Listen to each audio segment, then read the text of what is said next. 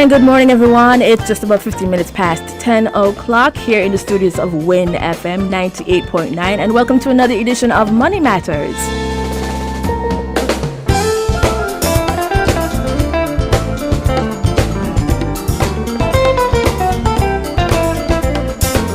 In studio with me, I have Mr. Tally Francis. He is a financial coach and consultant. And Money Matters is a literacy public awareness program right here on 1FM. It airs every single Wednesday morning at 10:15.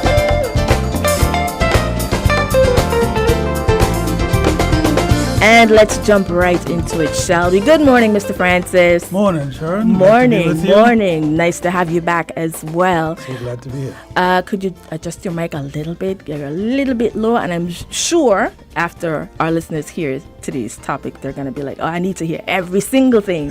You look forward. Is it okay now? Yes, that's much better. Thank you so much. All right. So, and they're probably wondering, well, what are we talking about this morning? Well, let me tell you. Today's topic, how to save money on your grocery shopping. That's right. Very, very, very, very important. Yes. Because when you go to the supermarket, sometimes you are just not ready for the prices that hit you. You're really not. And so we're going to be taking a look at that this morning and how you can save money while doing grocery shopping. Now, let's delve into a little bit of last week. Last week, we listed food and groceries as a need because obviously you need food to survive, right? Yes. So you warned us, though, that grocery shopping is one area where we tend to overspend. No, that's true. We did say that. The grocery we include in the necessities. Last time when we looked at the budget, we looked at the plan, we said you want to budget a certain amount for your necessities and be certain that you're taking care of your wants and your savings and so on with the others. Well, food is part of the necessities, that's true. And, you tend to spend on food sometimes out of necessity for basic need, but we also tend to spend on food sometimes, we say willy-nilly. That's the truth. Yes, it's one of the areas in which you can really go over because there's a lot of fluidity, you could say, or flexibility in how you spend on groceries and food stuff in general, whether it's at the grocery store or at the corner shop, and sometimes we can actually go overboard and do more than we really ought to do just to feed ourselves. All right, so the question then becomes, is it possible to save when you're grocery shopping? That's a good question, you see. And the reality is that when you go to the grocery store, especially these last couple of years, you're finding that the prices keep going up. So how is it possible to even save if you don't know what you're really planning for would remain? You can't be confident to remain at the same price. So this inflation, it's called the general increase in prices, and this has been happening. In fact, I was reading a study a couple days ago which said, I think I could actually find it here. It said that food prices and grocery prices has jumped by 7% in the last 2 years. And this is a study which is mainly developed countries, but imagine in our developing countries. And in fact, we don't need any study to tell us when we go. We see the price when we go in, yes. And we're like, that was not there before. That's right. In fact, one lady told me that, when she go into I hear what you're saying, Tally, but when I go in that shop, I just feel to cry. I understand. I completely understand. Yeah, and but if we look at it really, when you say grocery prices increase by, let's say, 9% or 7%, what that means is that everything you are paying $1 for, which you are accustomed to paying $1 for, paying $1.07 on the shelf for it. So it is all the more reason why you actually have to try your best to ensure that you have control over your money so that increase doesn't rip every dollar out of your pocket and you have no control over that. So planning is still all the more reason an important thing to do. Okay, so you're now saying that we can save money when we go grocery shopping and not starve? Yeah. We can. In fact, as you use the word starve, for example, one of the ways in which you can save money grocery shopping is not to shop when you're hungry. Studies have shown, and it means a practical thing if you check it for yourself, when you actually don't have anything in your stomach, there's a thing called a hunger button that gets pressed when you go in there. Have you ever noticed that most of the grocery stores, especially the bigger ones, they have their pastry section, they put like cakes and pastries and close to the door, sweets. close to the entrance. What does that do? Immediately you get to the door, your hunger button is pressed, and that is something even before you shop. That instinct is telling you to go ahead, buy this thing. You need this thing. You're hungry, get it. so it's one of the ways. Very simple, but it's one of the ways in which you save when grocery shopping. You're going out to shop. Make sure you're not leaving your house or leaving your place hungry. Even if you don't have anything to eat or you're not ready to eat food as yet, take a whole glass of water. So in other words, no impulse shopping. Right, no impulse shopping. In fact, this is one of the ways in which impulse shopping shows up itself in groceries, in buying food, which is that you go out to shop, you have no plan at all to purchase these pastries, these goodies, these rotisserie chickens and so on, but just your hunger button getting pressed and you instinctively spending. Impulse shopping, just to clarify, is the act of shopping without a plan, the act of buying things. It don't even want to be shopping. Impulse spending, where you just spend being triggered by something other than your own intentions. So you're not deliberately spending. Impulse shopping is where something else is driving you to spend. You're browsing on Amazon, you see a thing, bam, you buy it. You walk down the road, you see a window shop mark sale, bam, you're gone inside. Or you're going to the grocery shop, you're going to buy 10 items, you end up buying 12, 2 of which is really a sandwich that you really were not intending to buy or was not bound to buy. So that's what impulse shopping is. And to get yourself away from impulse shopping, where grocery is concerned, and you're saving there are actually 3 things you can do. The first thing is that you make sure you have the list, as you said last time. I think you're the one who said you need to use a list. You have a list of what you will buy in the grocery shop. So first you need to have a list. That means you're being intentional, right? So you're not going to buy just what you see when you get in there.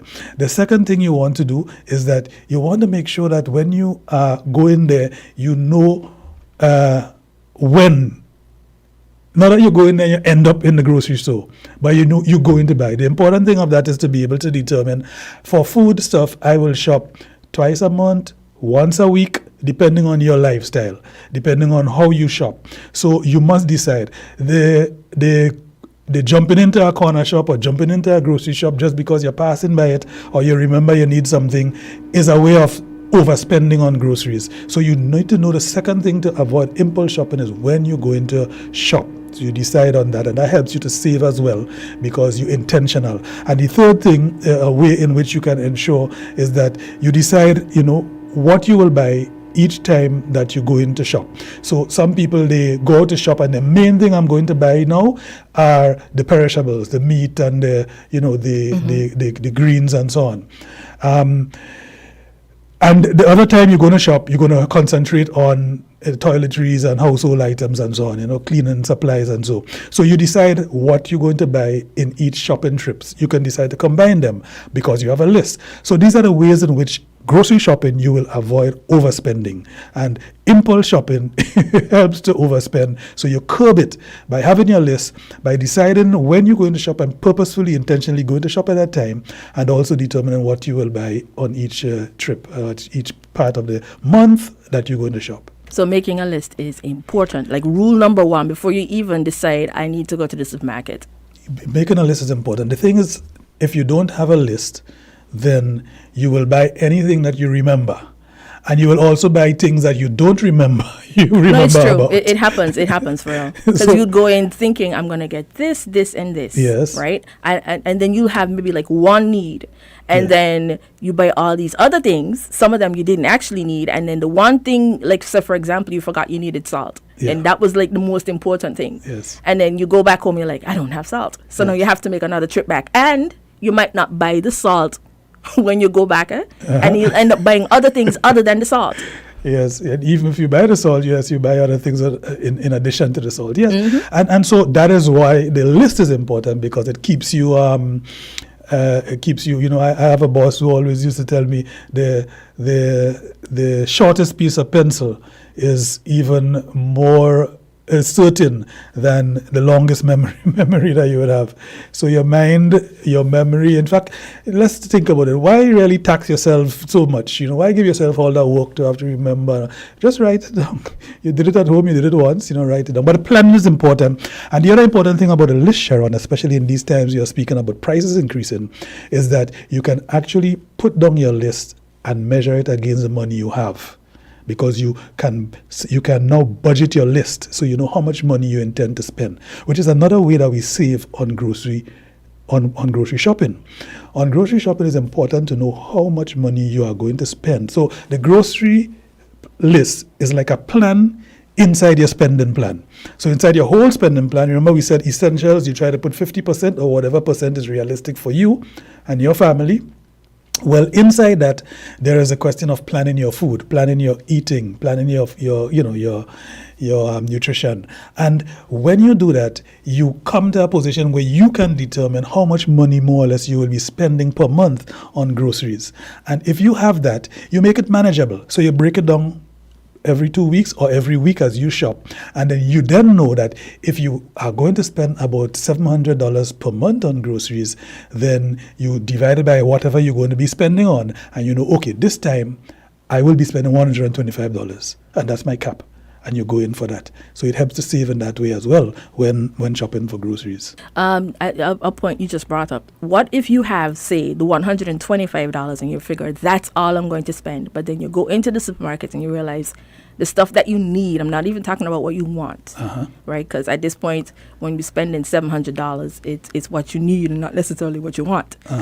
Suppose you go into the supermarket and you realize that the item that was one price before is now a little higher. How then do you deal with that? Right. Again, that's why being intentional is so important. So if you are buying a brand that you love, the price is higher, this is the time to go down to the generic. Forget the brand name. That's one example. Another way in which you can handle that is just switch brand. Maybe not even going to the generic and the no brand and the no name one. You just switch one, you will find that another brand is cheaper. The thing is, look around and be intentional. Don't just buy it because of the branding. And because that's what you're accustomed with. Things change, and so you can change with it, but for your better budgeting and your better spending. So that's one of the things you can do. Another important thing you can do is if you really like a certain brand, you like a certain product, and you use it all the time, and you find that the price has gone up, what one reality of grocery shopping, especially for items that are sold in bulk or sold retail, is that you can go to the type of cash and carry type stores, the bulk purchase stores, and you can buy bulk there. Now, some people will say, I can't afford to buy in bulk. And so another way of saving when you're shopping is to save with someone who buys the same thing that you buy. Someone in your village, your neighbor, a relative. And you put your money together and you buy in bulk. Usually, buying in bulk is a nice percentage, I would use the word nice percentage, lower or cheaper than when you buy retail. So something you would buy for $8 when you buy singles, you would find that you can get that for $7.10 per item if you bought the whole bulk of item. And what you do, you bought the whole bulk has 20 in it, and you normally use 5 per month. You buy so that you can have 2 months supply, and the person who you're buying with will also have 2 months supply. But you've put your money together and you pay the same price as it used to be, because although the retail price has increased, the bulk price has increased, but for you the effect is that you are still paying the same price. So that's another example of the way in which you can shop. It's something like a lot of work to do, but imagine doing it and you will see that it's quite simple. It's a matter of just knowing that I want to spend and not to overspend. Point. All right. So we're at the supermarket. We already have our groceries in the cart. We're going up to the cashier now to pay. Is it better to use cash or a card? whether it be debit or credit. Right. So in these times, a lot of the financial advisors and experts will be listening attentively to hear what I have to say. In fact, the bankers and the central bankers, some of them are my friends, they'll be listening to hear, but what do you tell them to use cash or card, especially in this modern days when, we mostly we go in paperless, So even the central bank now has digital currencies there that we can use wallets and so on. Look, when we say card, let me clarify, first of all, that you can be using either a debit card or a credit card. When you use a debit card, it means you are using your money. Debit card is like a bank card or an ATM card. Your money must be in there in order for you to spend it. Credit card is a credit line given to you. When you use that credit card, you are borrowing money to buy whatever you're paying for. You would want to use a credit card if you know how to use it, if you're familiar with using it, and if you are okay, you are very disciplined with your spending, yes? So I would say if you are using card and you are using a debit card, you are in a similar position as when you are using cash. Because you are using your own money, you will be paying no interest on the use of that money. I'll come back to that. In terms of the credit card, if you are using credit card, remember, if you do not pay or repay to the credit card company, to the bank, the money that you just spent in this credit card cycle, this billing cycle, before it ends, then you will pay interest on it when your statement comes. So if you are using credit card and you are able to pay for the grocery that you spent by putting that money into your credit card before the billing cycle ends, then it's just as if you had used a debit card, or as if you had used cash. So that needs a lot of discipline, and it needs your own control. Those who have it, credit card is fine, because as we will do later on how to save on credit cards, you'll see that some credit cards, when you spend on it, the more transaction you have is the more points you get, or the more travel points, or the more cashback points, depending on the type of credit card. So you are getting an advantage there. Not only a saving, you are able to generate even more money to yourself. So that takes care of the card. So I now have to come back to your question whether to use cash or to use card. Mm-hmm. Sharon, if you have control of your finances, you have control of your budgeting, and you have discipline, then card is very good because you don't have to have cash in your hand, and you can use the convenience of card. If you, however, really are at your starting point, you don't have a high level of spending discipline, you want to use cash. And you can use a combination of cash and card, because on your way to the supermarket, assuming that you've already planned your list and you already planned the amount you want to spend on groceries in that visit to the grocery shop, you go to the teller machine and you take out that amount. That is the amount you will go with. So you use cash and you don't use your card because you don't have control and you don't use card. So that is the way you really decide whether you use cash or you use card. If you're just starting to build your habits, try to avoid using card, because it is easier to take control when the dollar bills walking out of your hand. When you're actually moving those dollar bills, it's easier for you to be conscious and be more aware of what you're doing. And you have that feeling of that money is moving out of my hand. When you're using card, it's just a swipe. And one of the things that we're very embarrassed about, a lot of times we're embarrassed to say, okay, let me put back something. Yeah. You try not to have that happen at all. You try not to have that happen, but it is better to be, well, in fact, I don't know why we embarrass really. Neither me, but it just happens. It just happens. That's just how you feel, yeah. And so habits and also self-control is a start, but beyond that, it is about being conscious and aware of what you have. Sharon, in fact, if you didn't have any card in your hand, and if you didn't have any money in the bank, and you had $100, you would have had to put it back anyway, because they wouldn't give it to you. So all you're doing is that you're telling yourself that I miscalculated in what I was picking up, and let me just sort out what my priorities are here. All right, that pack of chiclets or chewing gum, I don't, let me put that back. Yeah, put that back, please. That chocolate, put that off to the side. Yes, that chocolate, let me put that back, And in fact, listen, this is for rich, this is for poor. Because those who have pets, every time you go into the pet store, you want to buy a doggy toy.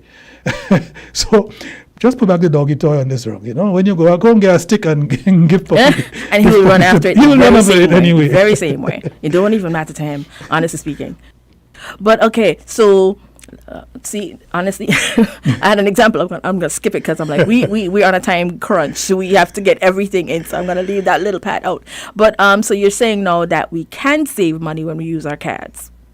Yes, we can save money when you just remember the card. When we're thinking about card, a lot of advisors tell people stay away from cards because credit cards put you in trouble and so on. As I say, we're going to speak about that sometime later on. But the card is really just another instrument of spending in your hand. It's a money instrument. You can use it wisely or you cannot use it wisely. One of the things that help you to use it wisely is good habits, spending habits. If you don't have it yet and you don't have the discipline yet, don't use it. But if you have it, then you can use it. The convenience of a card, imagine I said a moment ago, you can stop by the teller machine and take out the money. Look, if you have card discipline, that's about 10, 15 minutes that you save of your time. Time is money. You don't have to stop by and do that, right? If you have card discipline as well, the spending on the card tracks itself automatically in your statements. That means you save in time, you don't have to write that down again afterwards. So that's a way of saving time. So if you have the discipline, card helps you save time, helps you save money as well. And if you're using the type of credit cards that have benefits on them when you spend for each transaction, and you have the discipline to pay in each cycle because you are not borrowing. Some credit cards you use because you actually want to borrow the money, but using the credit card. But other times you're using the credit card for the convenience of it and you can pay it back.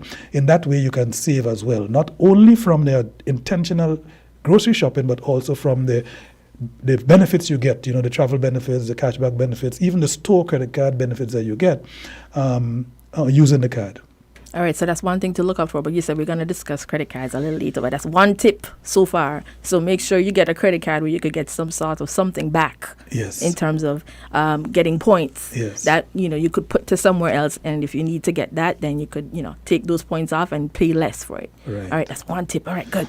Because I don't know how far into the future that one is, but we have one tip so far. So for those of you listening and you're thinking about getting on, that's one tip to look out for. All right, so let's continue. Let's see. Any tips on saving money during the actual grocery shopping list itself? I know you said that you can, if you look for a particular brand and you realize it's a little bit more expensive, you Yes. can go to another brand that's not as expensive and use that in the meantime until you get your list together to maybe either add a little bit more to the shopping cart because you really want to use that particular brand. Yes. Or just stick with the older one, the newer one, I should say, the generic version. Right, or find some ways of buying in bulk and so on. Now, I mentioned a while ago about shopping with someone with whom you can buy bulk and then you spread out. You split it up afterwards based on their respective needs. But also shopping with persons.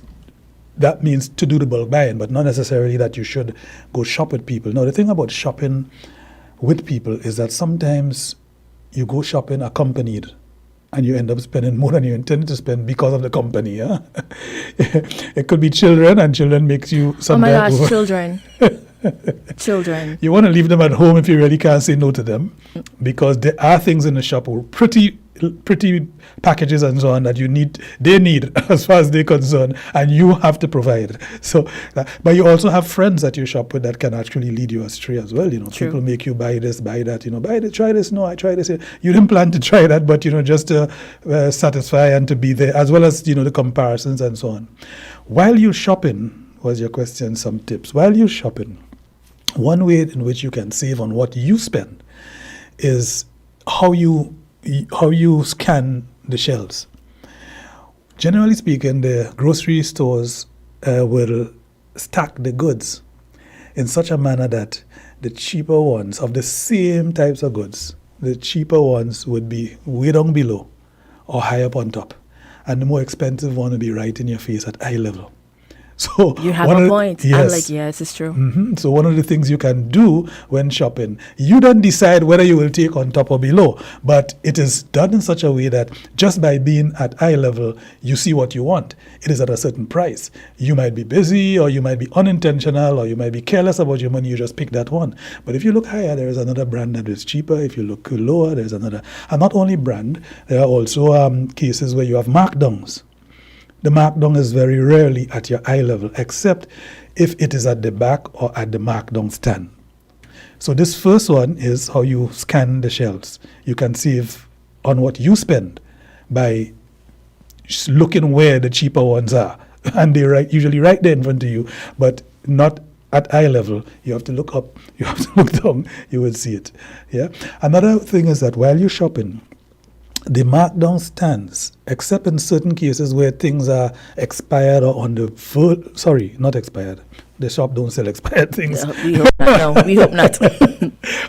on the moment before expiration, before they're no longer sellable from the shelves, you will find the sale. So some of them you find them at the door, very near to the door, so you can see them because the store is trying to get rid of them. But many markdown goods, they are still good, they are still there, but they're just marked down, so the store will earn a smaller profit. You can earn a big savings, but those are usually at shelves somewhere at the back, somewhere quite on the side. It's good to check the side bins and the back bins for the markdown commodities as well. So that's another way in which you can save while shopping. It's simple, and you would wonder how you would save, but you will save because the price is really lower than it normally is. So, I mean, it's always great to look out for a deal because just to draw an example, there's a particular brand and I know not that brand. Nope, that does not fit within my budget. But Yes. when I see it at a lowered price, I'm like, well, I could take it because I wasn't going to be spending that much yes. on getting, the other brands of it. So I'm like, I will take this one instead because it's reduced. Yes. So that's yes. what I normally would do. And you see, you have, while you're speaking there, I'm thinking, but we're giving a lot of non-financial tips here. These do not have to do with any calculation or computations. And this is showing what we said a few programs ago, that saving, being able to save, being able to have a savings account, being able to have money on your savings account, really depends on your habits, your spending habits, and the decisions you make in telling your money where it should go rather than having your money go wherever it wants. Let me take two quick tips also in relation to shopping. Sure. When you shop, the time of the day is also important for a lot of people. Time of the day. Strange. Because I'm like, really, the time of the day? It is the result of surveys that people shopping earlier in the day tend to get through the thing quickly, either because they have to go to work, they have to go back to work, it's just a little time off, or they have so much to do the rest of the day. If you shop later in the day, everything you have to do important for the day is finished already, so you could lime in the shop, more or less, to just use the word lime, you're browsing around, there's no time pressure, there's no urgency, But if you really went earlier in the day or that crucial time, you actually just get the list, what is on it, and you get out. So that is also a way in which you can discipline yourself into saving when you shop. The other thing is, what mood are you in when you shop? There are people who, period, will never go and buy anything when they're in a bad mood or when they're upset. Vex food and vex buying. Or when you're tired, imagine you're tired, you're just licking around, you're just limping around the aisles. In fact, in those moments, you can just take a thing just to get it. Let me get it. Okay, I have no time to look around and so on again, And so what you do there is that you reduce the ability to be intentional because, you're in a... And bad mood shopping, it is known that, in fact, some people, shopping is like therapy, Yes. Things hard, you feel depressed, you feel whatever, you want to spend money. Something. Yeah, let me buy something. Feel a little better. The grocery shopping is one place in which you can save by not shopping when you're in a bad mood. So that's also thanks for those tips, Mr. Francis. Never thought of it from that perspective at all.